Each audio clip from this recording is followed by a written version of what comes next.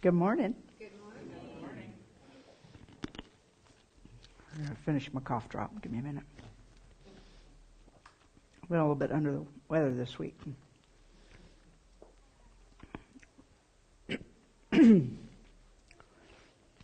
Okay, let's do this.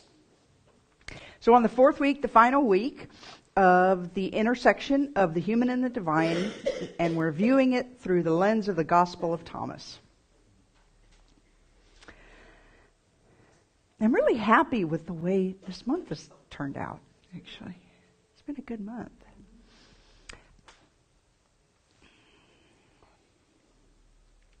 So I'm going to start out with the final historical piece. I do need to say that my talk title today is It's All Inside, which is what I said my talk title was last week. Only I misread it. That wasn't actually my talk title last week at all. So I kept looking at my talk title and then my talk and going, these don't really fit.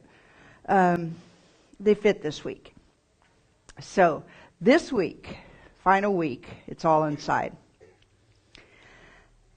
So to finish up the historical piece, so we've been talking about, we started the month talking about the idea that Christianity was not a trunk. So in other words, there wasn't some time in the past, in the far distant past, perhaps when Christianity started, that all the teachings were the same. It was like, this is our canon, this is what we teach and believe. It actually started out not with the trunk, but with the roots, right? So over this rather significant geographic region, there were groups of people practicing following the teachings of Jesus, this rabbi. And there were different practices in place. There were different gospels or accountings of what his teachings were that were being used. And there was no one homogeneous Christianity, right? At the time, Christians were being persecuted in horrible ways, because you have competing powers and competing religions. And so there was this idea that, well, we need to scoop up this thing called Christianity and put it under one umbrella. That way we can replicate it, we can safeguard it for the future. And so as part of that effort, what have come to be known as the Gnostic Gospels were ordered to be burned, right? They were to be gotten rid of. And because they didn't fit with the official story that was being put together, right? Now, what we have in Christianity today is 4 Gospels. Matthew, Mark, Luke, and John. John we call the 4th Gospel. But actually, the folks that advocated for those 4 Gospels, the chief guy is a guy by the name of Irenaeus. And he considered John to be the 1st Gospel. He was most fond of it. His teacher's teacher was supposedly John, right? And so if you look at John now and compare it to the other Gospels, remember the other 3 are Matthew, Mark, and Luke, and those are considered the synoptic Gospels because there's some similarity or in their accounting, sort of. John is radically different. John has a lot of mystical sort of, all of this wondrous, like you read something in John and it can capture you. And so there was this whole other teaching, this sort of mystical teaching, and the question became, is this just about Jesus? Or does this apply to everybody? See, what the Gnostic Gospel said is this teaching is true of all of us. So we are all sons and daughters of the divine. John, the Gospel of John, gives that credit to Jesus alone, right? And that's eventually what won out.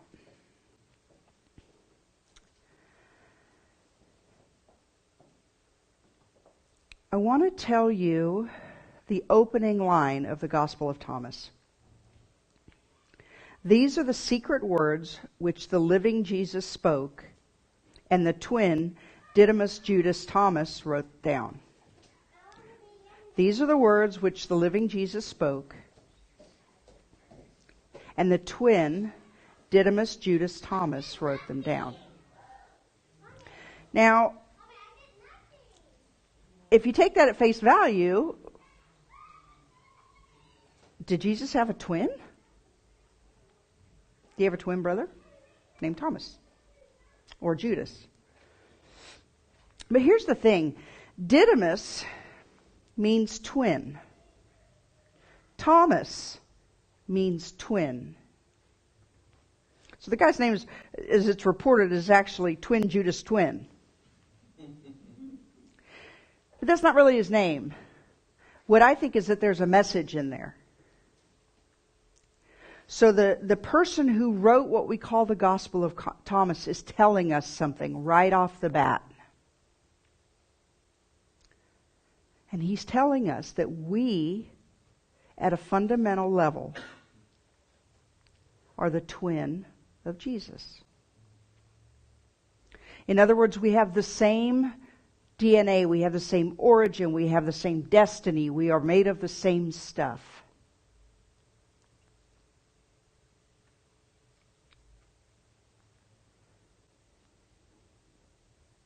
Not fallen, not separate, not in need of saving. A son or daughter, present in the beginning and always.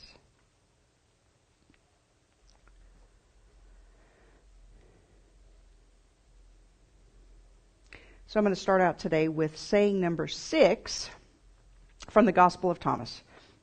His disciples questioned him and said to him, "Do you want us to fast? How shall we pray? Shall we give alms? What diet shall we observe?" Jesus said, "Do not tell lies and do not do what you hate, for all things are plain in the sight of heaven. For nothing hidden will not become manifest, and nothing covered will remain without being uncovered."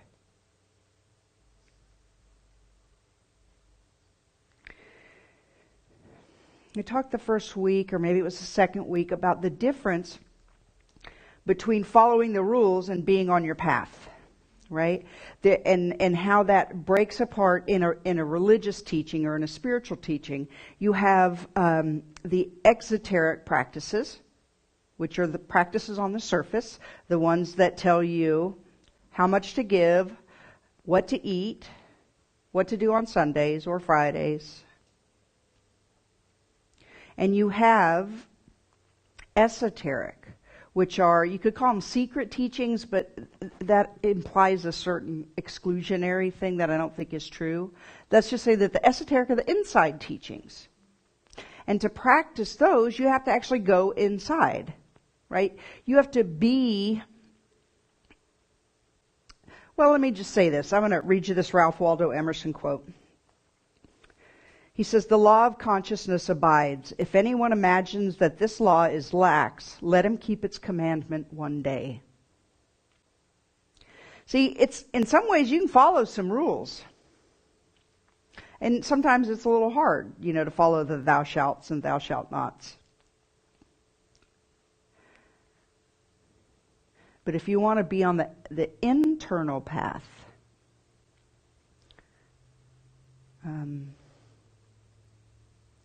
well, it gets a little more narrow.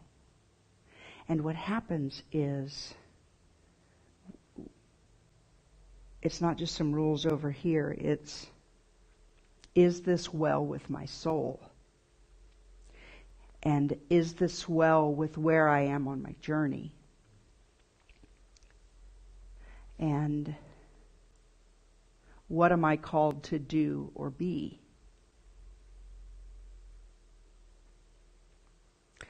Sometimes the rules are a little easier. That's not true. The rules are actually easier. They're actually considerably easier. And most of y'all have been on this path for a while, right? And have you ever had the thought like, why can't I just go back to the rules? Yes. Yeah. But you can't, because you can't unknow what you know, and you can't forsake what you know to be true for you. And it's harder. It's harder. And ultimately, God, this is such a hard thing for me to talk about. If you are called to the path of consciousness, that's what we're calling that today, right? The esoteric path is the path of consciousness. To know truly where you came from, who you are, who you're becoming, and where you're going. And to be present with yourself through the journey. That's the path of consciousness. And it is the best journey you'll ever take. We used to read this thing here at HeartSpace, and it was come home to yourself in a way that you never knew you could. You will be home with yourself in a way that you really, that you know it when you have it, but I can't stand here and describe it.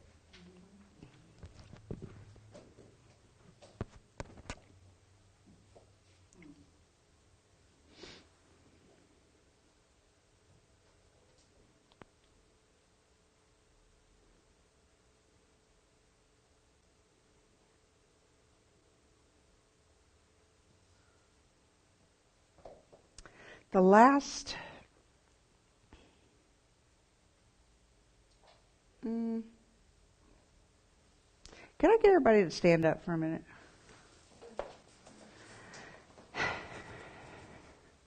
Okay, I just need you to shake it out with me.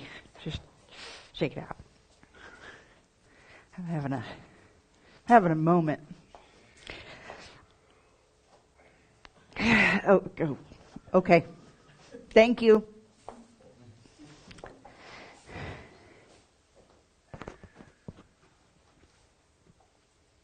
Okay, so this is the last Gospel of Thomas quote I'm going to use today. It's my absolute favorite of the 112. I find it the most inviting, the most perplexing, and the most relevant for me. If you bring forth what is within you, what you bring forth will save you. If you do not bring forth what is within you, what you do not bring forth will destroy you. One more time. If you bring forth what is within you, what is within you will save you. If you do not bring forth what is within you, what you do not bring forth will destroy you.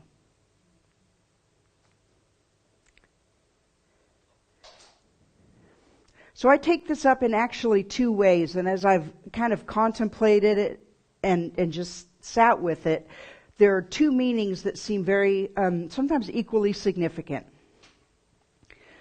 One is that the thing that's within me is the divine light, right? So this is strictly a spiritual interpretation. I have to remember that I am the divine light.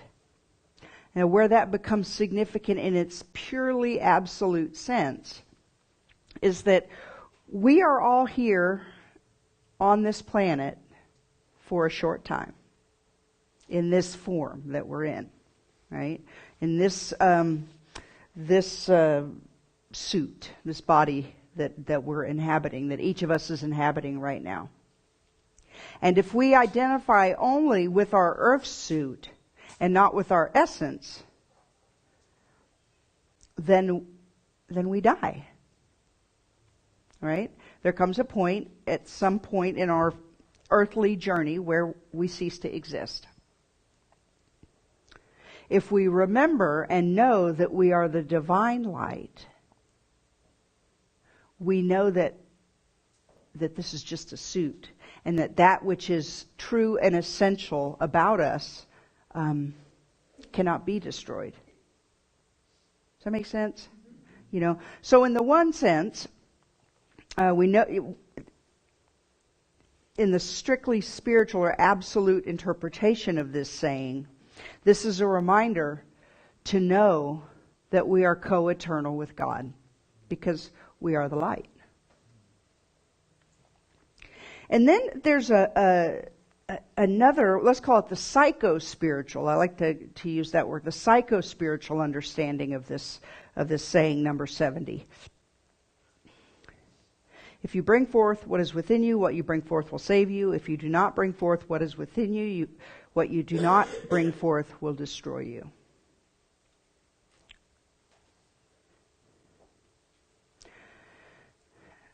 It is my belief that every single one of us comes here with a purpose that is uniquely ours.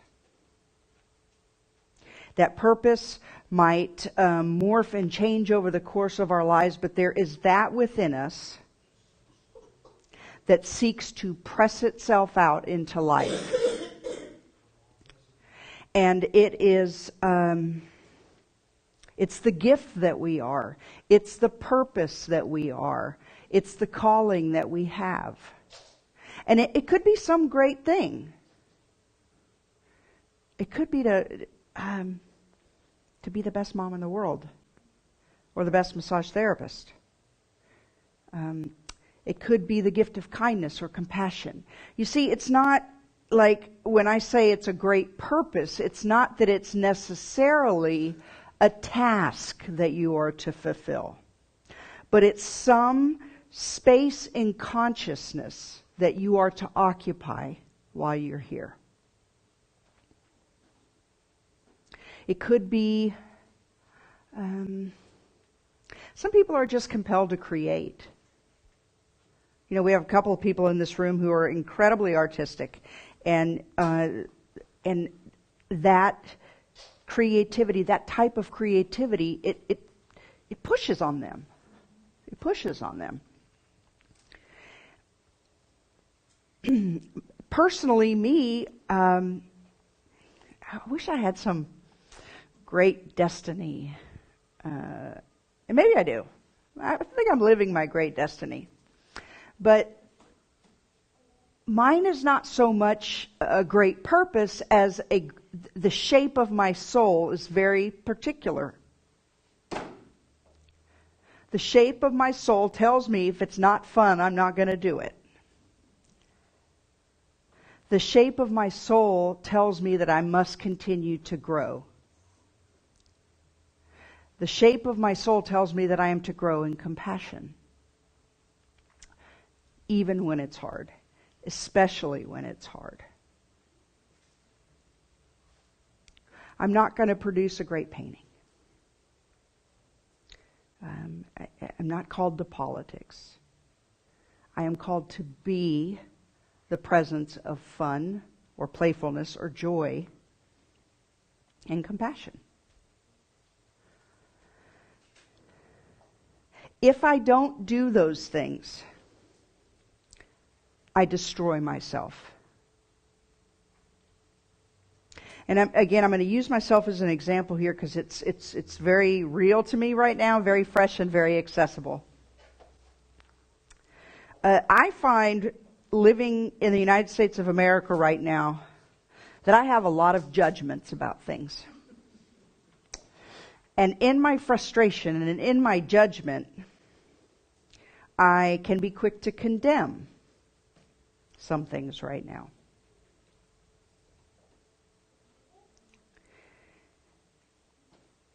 And I do sometimes curse people out in a sort of a way.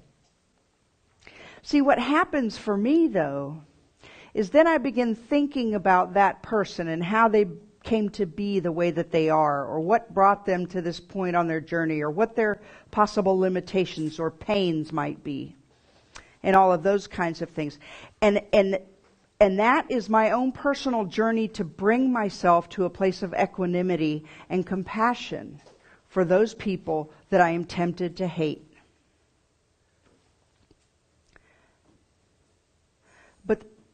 But when I'm not willing to do that work, when I will not give in to that thing that is within me that calls me to that, what happens is I diminish a part of myself. I destroy a part of myself because I know better. And the still small voice, or sometimes it's not a small voice at all, sometimes it's a shout, it is telling me, you see through this and you're pretending like you don't. And I whittle away at the thing that is fundamentally me when I don't live that compassion.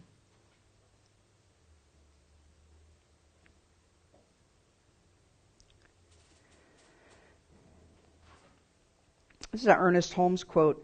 This coming to understand our psychological difficulties and how to clear the passageway in order that the original source of life may flow through us unobstructed, in its broadest sense, is called self-awareness. Life must be expansive and expressive. One is not happy unless one has a purpose in living.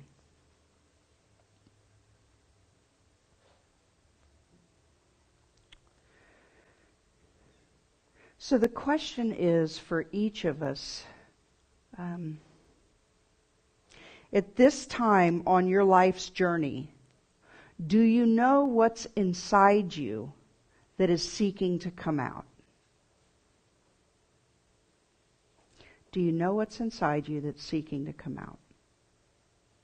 And are you honoring it?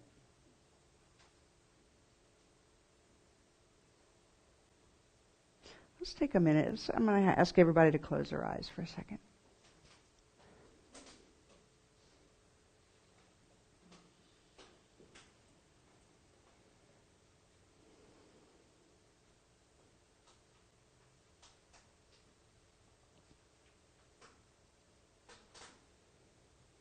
So moving your awareness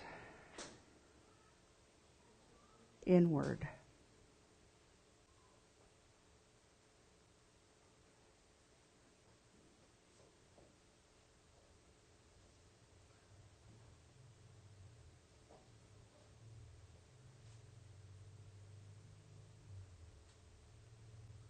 In your mind's eye, see that there is what is the equivalent of a seedling. Some small and tender and vulnerable idea or desire.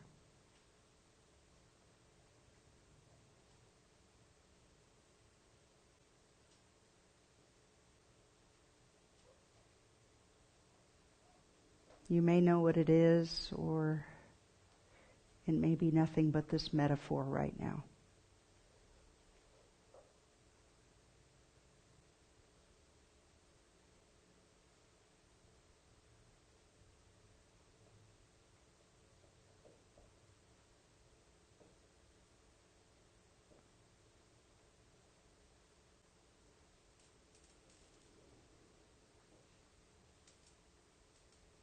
And now in your mind's eye, see a gentle rain falling around and upon that seedling.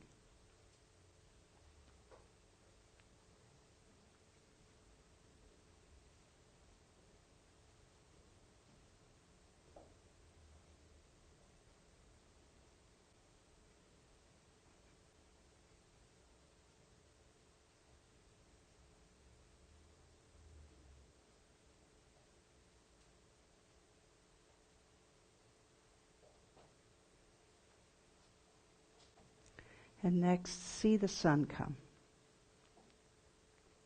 Feel its warmth.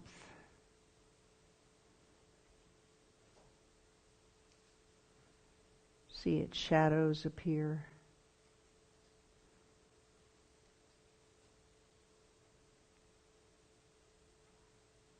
See its light illuminate that seedling.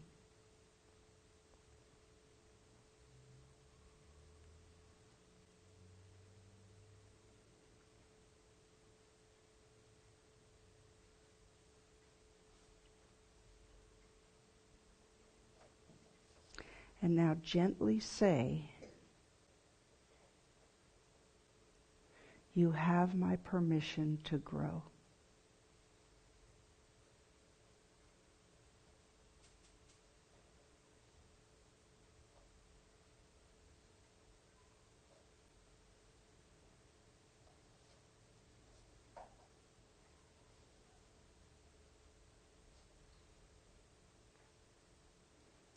And when you're complete, you can open your eyes.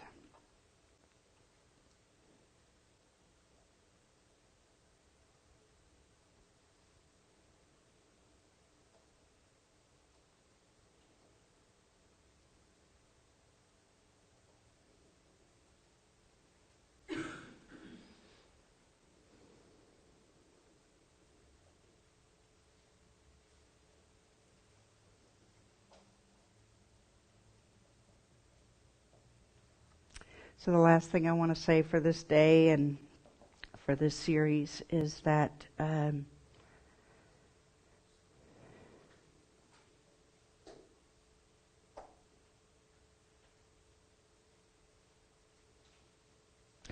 is the great joy of my life to see you for who you truly are.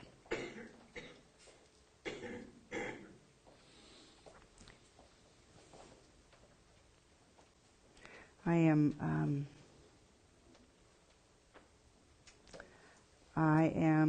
honored and I am humbled to know for you and to know with you that you are living a great purpose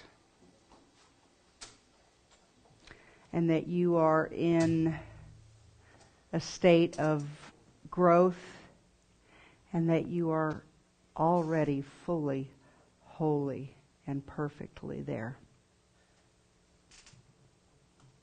Let's pray.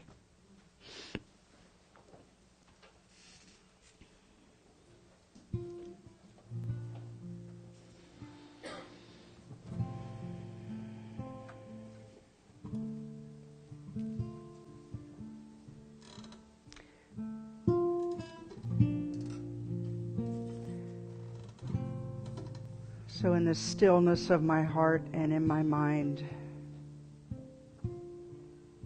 I speak a word of gratitude.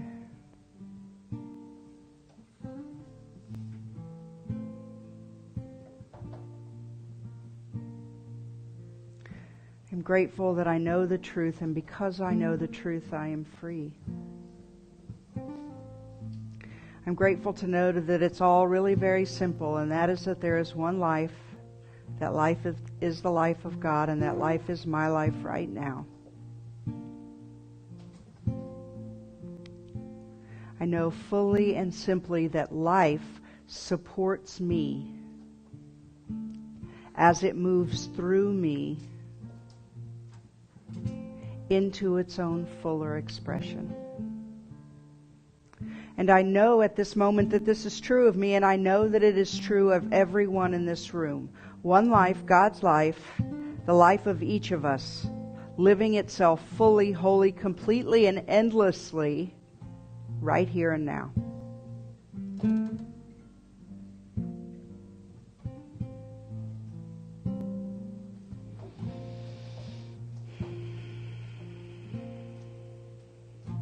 I am grateful in this moment for those monks in northern Egypt that hid these beautiful teachings so that they could be discovered and reinvigorated and shared.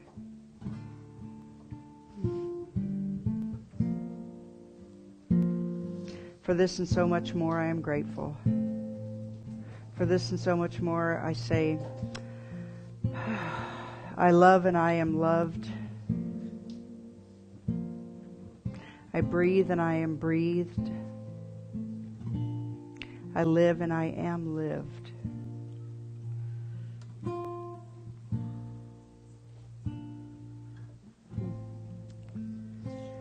And so it is.